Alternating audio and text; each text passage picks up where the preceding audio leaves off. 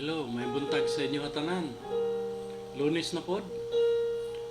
O ganiya na pod kita karong buntag aron sa padayon sa ato ang pamalandong sa pulong sa Ginoo. May nang sugdan nato ang atong adlaw pinaagi sa pamalandong sa pulong sa Ginoo. Karong adlaw atong pagatun-an ang pulong sa Dios nga gisulti nga nasulat diha sa Salmo Kapitulo 55, versikulo 1 hangtod sa 23. Akong basahon ng pulong sa Ginoo. Pag-ampo sa tao nga giluobyan sa usa ka higala. Pamatia in taon ako, O Dios, ug tagda ang akong pangaliya. Tagda ug tubaga ako, kay naluya na ako sa kaguol.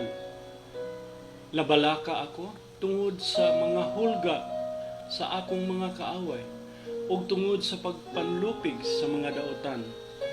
Gisamok nila ako ug gidumtan. Napuno ako sa kasakit. Ang akong kasing-kasing nalisang sa kamatayon. Gigamhan ako sa kalisang ug nangurog ako. Gidaog ako sa kahadlok. Ug miingon ako, kun may pako pa lamang ako sama sa salampati. Mulupad agayod ako ug mangitag kapahulayan. Mulupad ako sa layo ug mupuyo sa kamingawan. Magdali ako pagpangita ug katauguan, panahon sa mapintas nga hangin ug unos. Laglaga ang akong mga kaaway o Ginoo, ug libuga ang ilang mga pulong. Kay nakita ko ang pagpanghasi ug kasamok diha sa syudad. Adlaw ug gabi, naglibot sila sa mga paril sa syudad.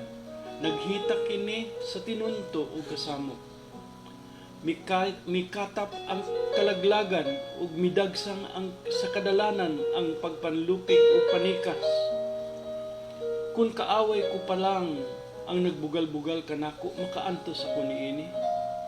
Ug kung kaaway ko pa lang ang nagpakaulaw kanako, makalikay ako kaniya. Apan ikaw kauban ko, ang nagbuhat niini. Ikaw nga akong sagabay ug suod nga higala. Sagad kitang magsinultihay, magkuyog uban sa pundok, paingon sa templo. Mga matay unta ang akong mga kaaway. Buhi unta silang mangadto sa kalibutan sa mga patay. Kay ang kadautan anaa sa ilang puloy-anan og kasing-kasing. Apan nagpakitabang ako kang Yahweh. Ang Dios ug luwason niya ako. Buntag, udto ug gabi, mga liya ako kaniya ug dunggon niya ako. Luwason ako niya sa panggubatan, kay daghan kaayo ang akong mga kaaway. Ang Dios nga naghari kanunay mamati kanako ug mabuntog kanila.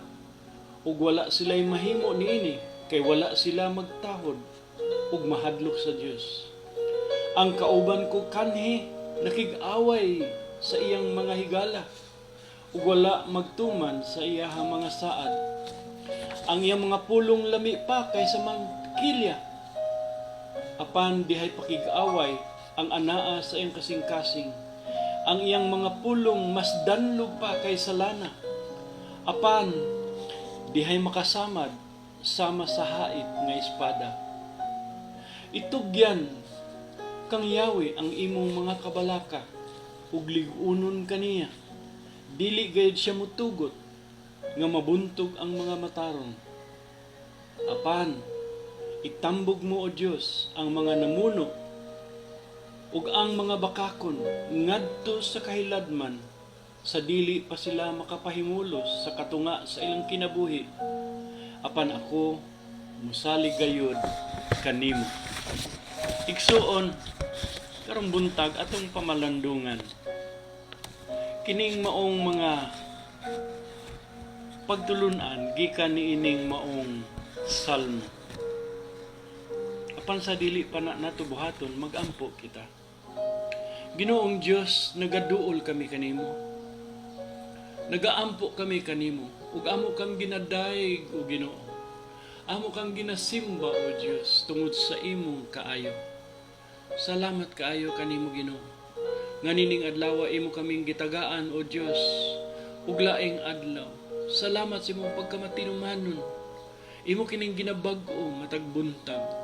Salamat kayo sa imong pagka Lord matinumanon sa imong mga saad. Imo kaming gibantayan sa tibuok gabi. Karong buntag o Dios, aniya kami aron sa pagpamalandong sa imong pulong. Among kalanon matag adlaw. Ginoo, busga ang among kalag. Dasiga kami o Ginoo. Kay kadaghanan kanamo o Dios nagakaluya. Na-discouraged, disappointed, depressed tungod sa mga butang nagahitabo karon. O pinasikad sa imong mga pulong o Dios. Ginoo o Holy Spirit, tabangi ang matag usa nga maminaw niini. Aron sila matagaag kalig-on, matagaan og kusog sa pag-atubang sa mga unos sa kinabuhi, sa mga pagsulay nga among atubangon matag adlaw. Salamat kay kanimo Ginoo. Among gitugyan kining tanan sa pangalan ni Jesus. Amen. Amen. Igsoon, adunay usa ka bantugan nga magwawali. Ang iyang pangalan si Pastor Charles Spurgeon. Siya nag-ingon, I bear willing witness that I owe more to the fire, the hammer, the pile, than anything else in the Lord's workshop.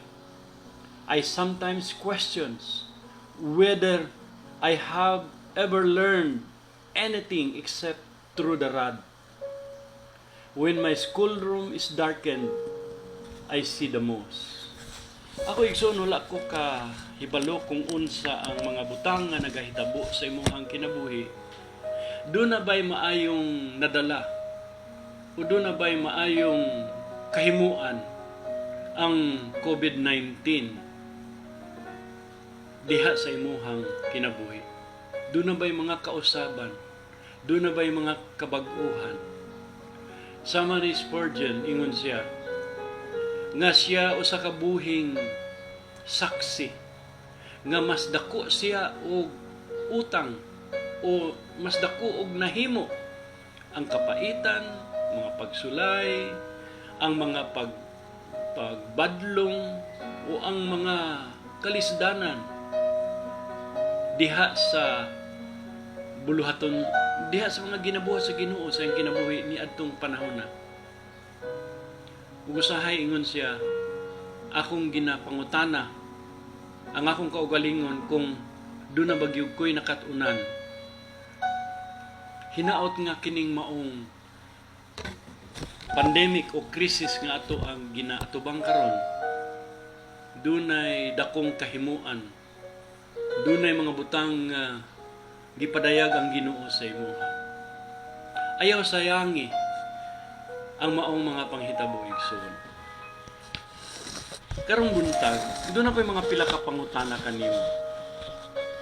Aduna ka ba'y mga gibati nga pakigbisog, may batok sa discouragement? Gibati mo ba nga daw naglawig ka sa dagat taliwala sa unos? Nagatubang ka bag mga problema nga daw mga higante nga buot mutuok kanimo? Kitang tanan nagatubang og daghang ug dagkong mga pagsulay apan hinumdumi karong adlaw nga ang kadaugan ana lamang kang Hesukristo. Dinhi nining atong pasahe sa Biblia nga atong gibasa ganiha, gipahayag kanato nga adunay usa ka tawo ang iyang pangalan si Haring David. Kinsang anak mibatok kaniya, kinsang mga suod nga higala naninguha sa pagpatay kaniya. Dinhi nining atong pasahe atong nakita nga adunay usa ka tawo nga gibati niya nga siya nag-inusara, gisalikway, gilimbungan, usa ka tawo nga naglawig diha sa nagpungasi nga unos sa kadagatan sa pagsulay. Karong muntag makakaton kita unsaon nato paglawig, unsaon nato pag journey taliwala sa unos sa kinabuhi uban kan David.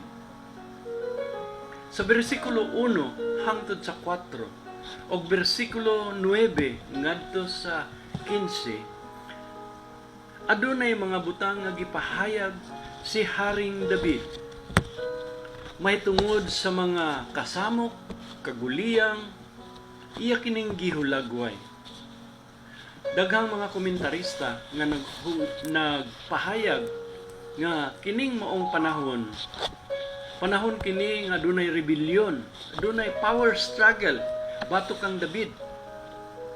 Ug ang leader niini nga struggle o pakigbisog o rebellion diya siyang paghari, mga gisaligan niya, mga higala niya nga naglimbong ug nagbudhi kang David. Ang syudad naa sa kakuyaw, naa sa kasamok. Ug si David mituaw ug mihilak ngadto sa Ginoo. Unsa man ang mga butang nga gisulti ni David? Makita nato sa bersikulo 1 ug 2. Ingon siya, "Pamatia in taon ako, O Dios, ug tagda ang akong pangaliya. Tagda ug tubaga ako, kay naluya na ako sa kaguol, ug nabalaka ako." Gibati ni David nga daw naginusara siya. Giabandona siya. Wala siya kauban. Igsoon sa mga pagsulay nga imuhang ginaagian.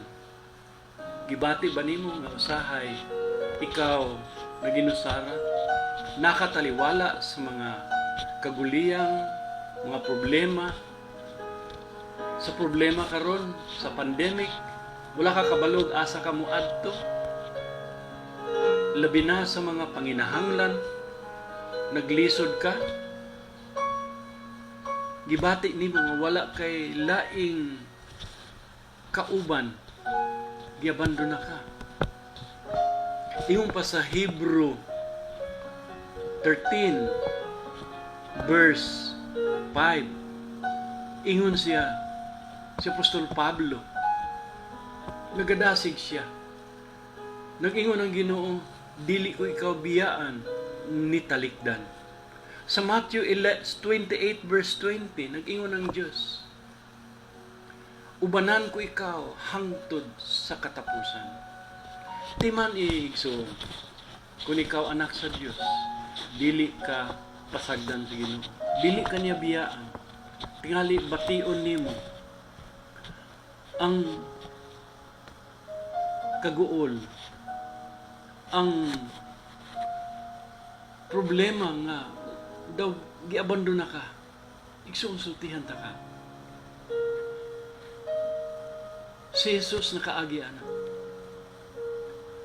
Ug makarelate siya sa imuha. Dito sa krus sa dihang nagbitay siya sa tungod sa atong mga kasalanan, gilangsan sa didto. Nay mga panahon nga misinggit siya, amahan ko, nganong gibiyaan mo man ako. Nag-inusara siya. Tungod kay gipasan niya didto ang atong kasalanan ug kalapasan. Milingiw ang Ginoo ug daw wala mo tan-aw kaniya. Tungod kay anaa kang Kristo, gipasan niya ang atong mga kasalanan. Igsoon sultihan ta karong buntag. Giantos ni Jesus nga siya talikdan ug biyaan sa iyahang amahan. Tungod kanimo, tungod sa imong sala, iya ka nang gidala dito. Si David, iya ka nang gibati, ug misinggit siya, miingon siya, mituaw siya sa Ginoo, paminawa in taon ako, O Diyos. Tagda ang akong pangalyupo, ug ang akong pangaliya. Tagda ug tubaga ako, O Diyos, kay naluya na ako. He was so discouraged. He was so dismayed sa mga kaguol. Nabalaka siya. Ikaduha, gibati niya nga siya gilimbungan. Versikulo 3. Ingon siya dinhi, tubaga ako tungod sa mga hulga sa akong mga kaaway ug tungod sa pagpanlupig sa daotan, gisamok nila ako ug gidungtan. Kitang tanan daghan tag mga kaaway sumala sa akong gipahayag na sa una nakong mga pagpasabot sa pulong sa Ginoo. Pero dinhi ingon pa si David, kung unta kaaway pa lang niya ang nakigbatok sa iya, makaya pa niya. Apan matod pa niya sa versikulo 9, niingon dinhi nga ang ingon siya sa versikulo 12, kung kaaway ko pa lang ang nagbugal-bugal, makaantos ako niini. Ug kung kaaway ko pa lang ang nagpakaulaw, makalikay ako kaniya. Versikulo 13, apan ikaw kauban ko, nagbuhat niini, ikaw nga akong sagabay ug suod nga higala. Pait kayo igsuon nga kun ang atong kauban, sagabay, higala, muy mulimbong sa tua. Gibati ba na nimo? Nga panahon sa kasakit, wala kay kadangpan, o kining mga tao nga imuhang gilauman, nga mo salig, mo tabang sa imuha, gisaligan nimo, mo pay milimbong o mi talikod sa imuha. Igsuon, ang atong Ginoo, ang atong manluluwas nga Jesus, nga si Jesus, nakasinati siya sa maong kasakitan, sa maong pagbati. He can identify with you. He can relate with you, with the trials, with the problem, with the storms that you are going through right now. Ayaw na nga ikaw nag-inusara tungod kay gibati ni Jesus ang imuhang gibati. Gilimbungan siya sa mga suod niyang higala. Nga ni usa sa iyahang mga disipulo nga si Judas, mo'y nagbudhi kaniya o gibaligya siya. Si Pedro nga nagpangante nga dili gid siya talikdan o biyaan, gilimod siya katulo. Igsoon, karong buntag, diha lang sa usa kita kutob. Apan gusto na akong isulti kanimo. Bisan unsa kita ka matarong, maayo ang ato ang katuyuan, maayo ang atong pangandoy para sa atong pamilya, o nagtinguha ta sa pagbuhat, sa pagpahimuot sa Ginoo.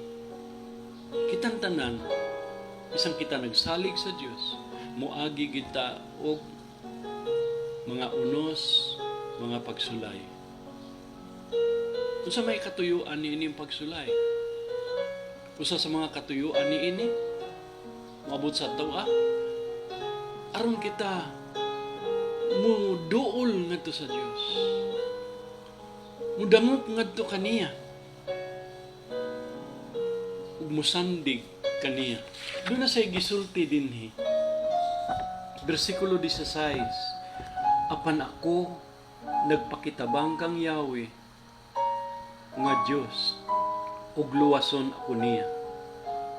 Versikulo 22, itugyan kang Yahweh ang imong mga kabalaka ug lig-unon kaniya. Dili gayud siya mutugot nga mabuntog ang mga matarong.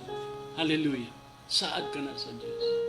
Unsa man ang imong mga giatubang karon, hagiton ko ikaw. Problema ba sa balatian? Dugay na nimong gihandom? Gibati? Problema nimo sa imong anak? Problema sa finances? Problema sa trabaho? Kauban sa trabaho? Silingan? Kasi naituyo ang Diyos Nagunahon na ta nga bag-uhon, nagampo ta bag-uha sila, basin kita ang gustong bag-uhon sa Ginoo. Sa ako nang giingon, kini nga panahon sa krisis nato, unsa may nadala, unsa may nahimo niya sa imong kinabuhi. Doon na ba'y kausaban sa sulod sa imong kasing-kasing, sa imong batasan, sa imong mga panghunahuna, sa imong mga values kinabuhi. Unsa may nahimong importante karon para nimo. Magampo tayo igsoon. Among langitong Amahan, pasalamat kami. Pasalamat kami sa imong pulong. Sama ni David, duol sa imong kasing-kasing, miagi pod siya og daghang mga pagsulay.